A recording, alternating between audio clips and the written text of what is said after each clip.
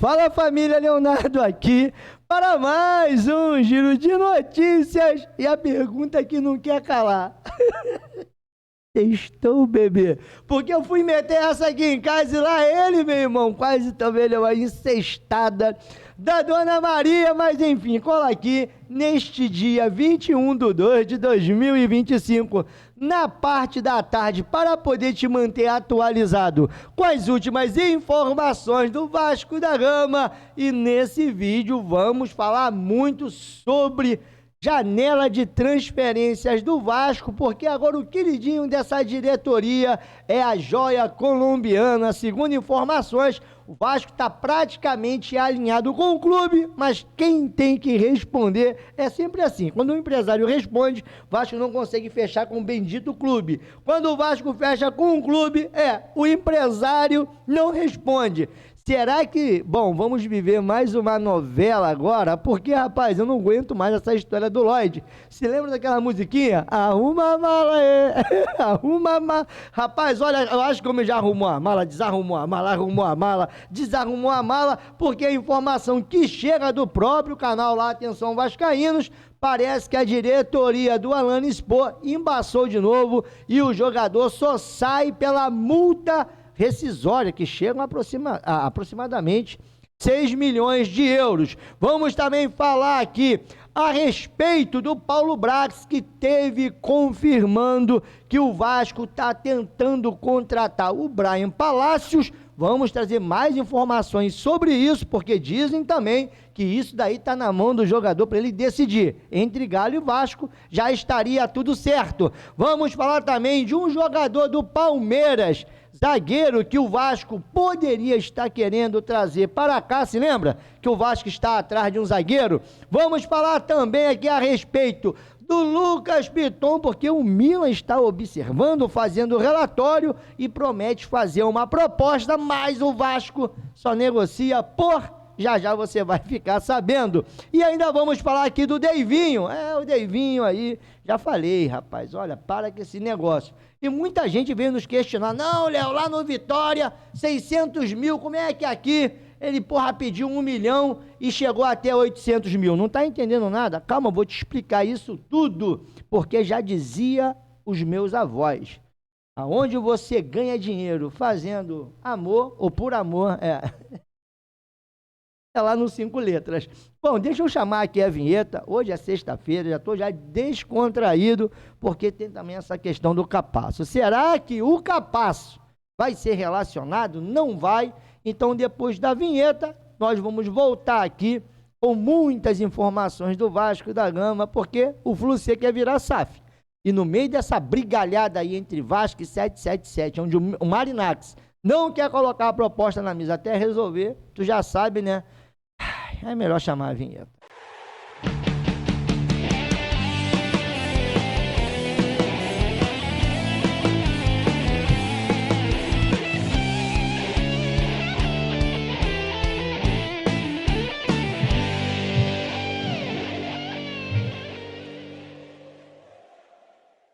Voltamos aqui, Leonardo, canal na torcida vascaínos, desde já agradecendo, olha lá, tá vendo?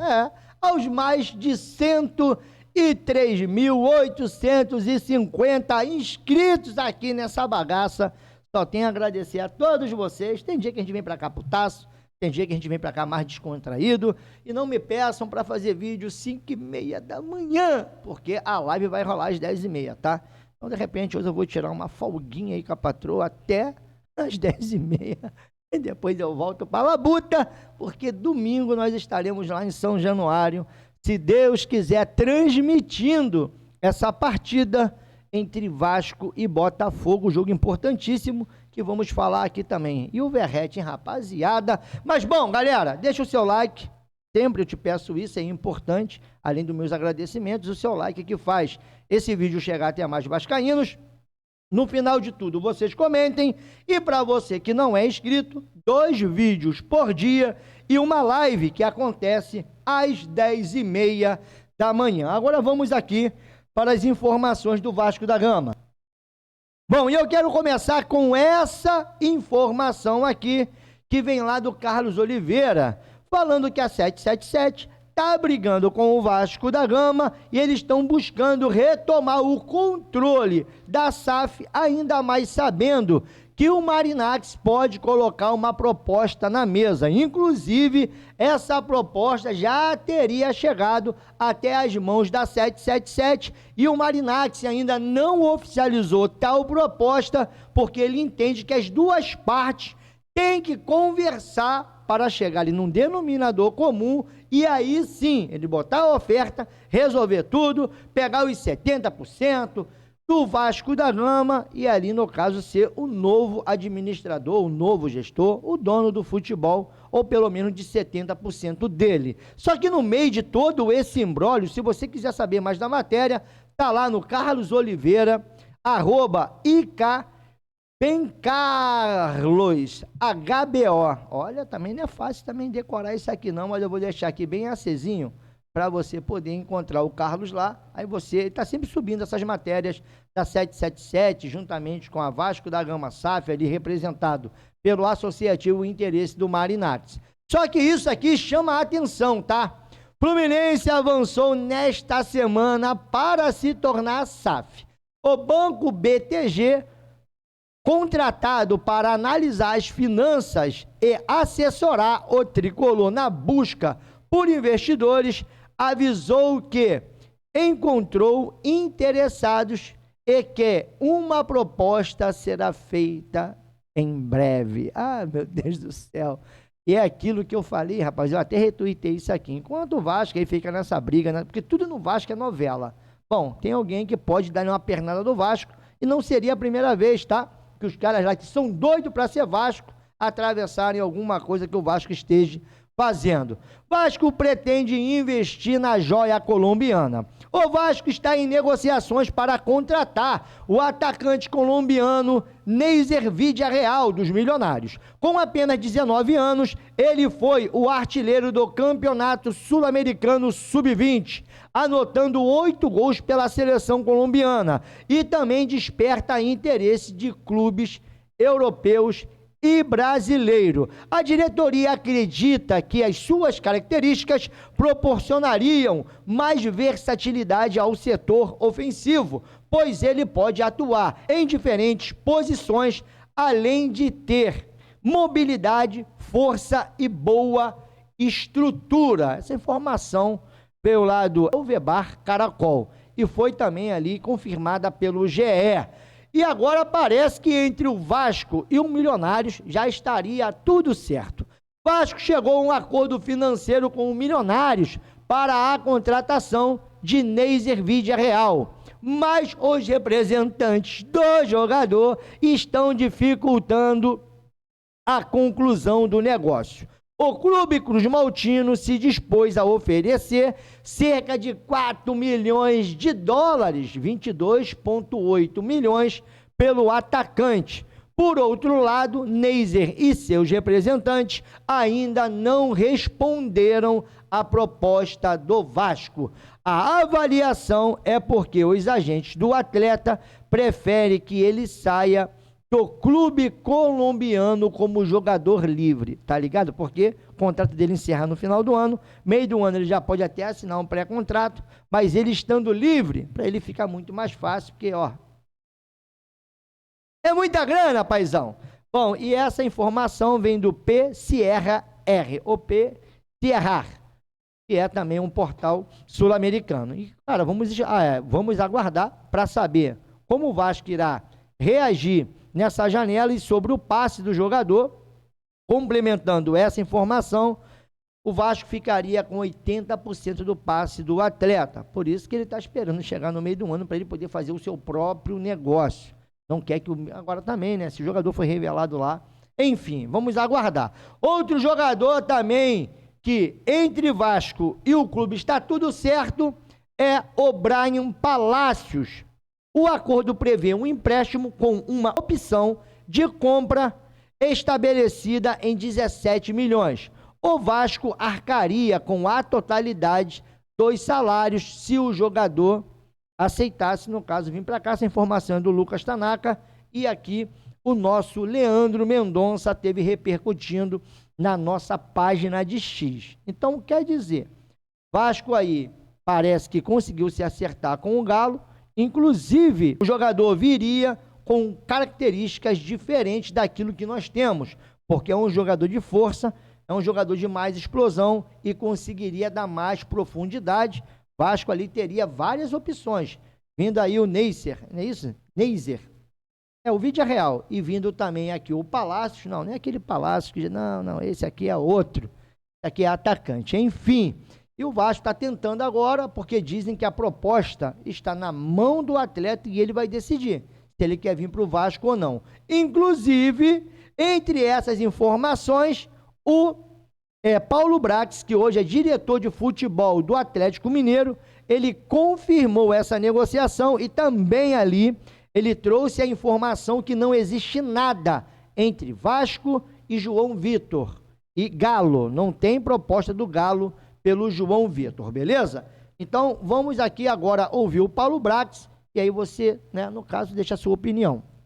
Não tem nada assinado de Hermina, tá? Não tem nada assinado de Hermina. 1. 2. Não tem nenhuma negociação com o João Vitor do Vasco.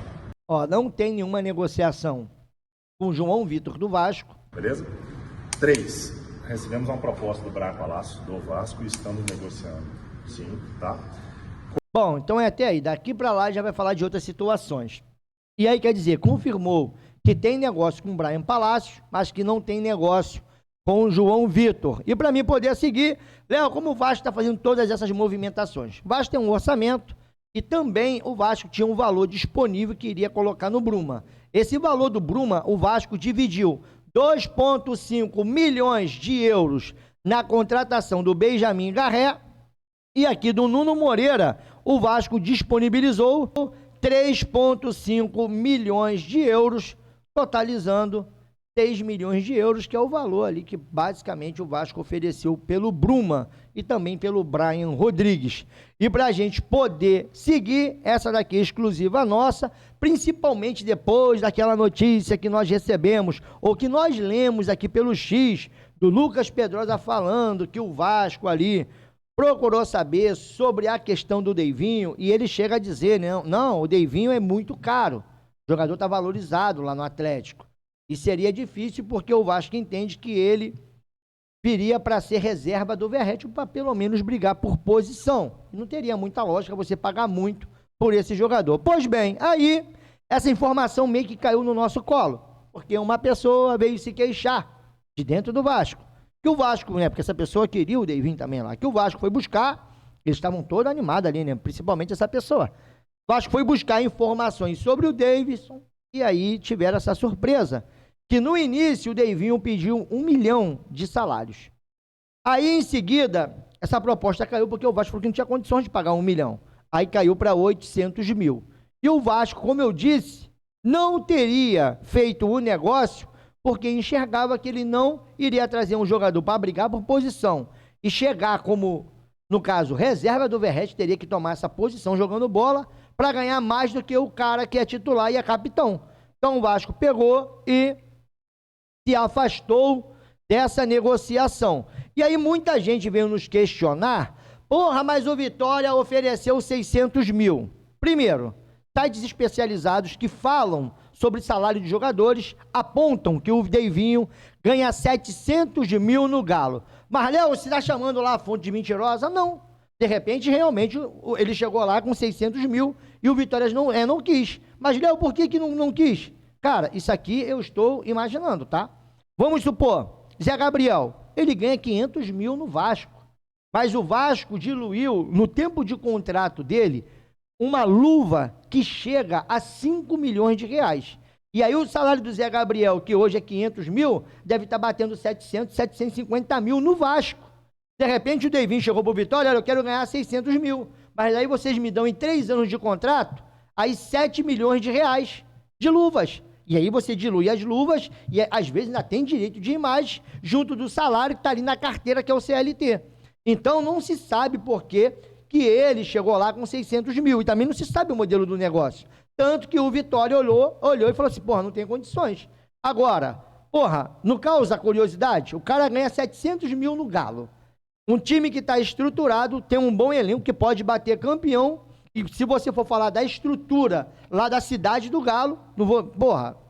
E aí o cara vai jogar no Vitória para ganhar 600 mil, por quê? Vai diminuir o salário. Ah, Léo, de repente 3 anos de contrato, beleza, e aí? Quanto é que será que o Vasco ofereceu o Deivinho? Quanto tempo de contrato? Será que era empréstimo com o Galo até o final do ano ou seria ali em definitivo? Daria 2, 3 anos pro cara? E aí? O Vasco também pagaria 800 mil, 700 mil? De repente 600 mil e mais a luva. Disso nós não sabemos, mas a informação que chega é que a pedida inicial foi de 1 conto e isso caiu para 800 mil. 1 milhão de reais e caiu para 800 mil e a negociação esfriou. Inclusive, como eu disse, o próprio Lucas Pedrosa disse, ó, Deivinho é caro e não chegaria para ser titular absoluto. Não é 100% descartado, mas hoje para o Vasco ele custa caro. Falei na live ontem, essa informação eu acho que é do dia 20, que ali eles estavam conversando, ele e o Ed Curte, e isso me despertou a curiosidade para saber o quanto caro o Deivinho seria para o Vasco. E olha, é caro, hein, irmão?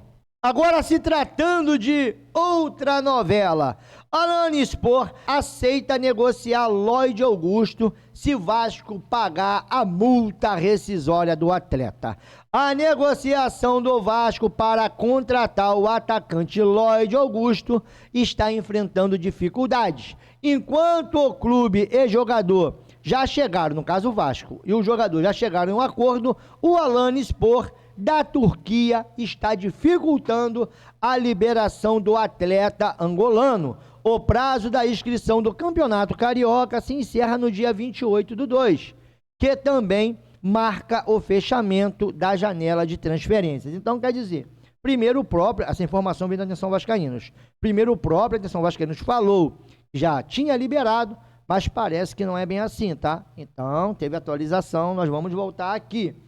Lá ontem, bom, é só você ver o meu vídeo de manhã cedo que nós explicamos tudinho, que o Flávio Dias estava no aeroporto e ali juntamente na live lá do Atenção Vascaínos, ele chegou a afirmar que o Lloyd seria jogador do Vasco, uma pessoa próxima à negociação, o clube teria liberado o jogador, aceitado liberar, porque o jogador estava forçando a saída. Bom, agora já apareceu uma outra informação que era a mesma de antes.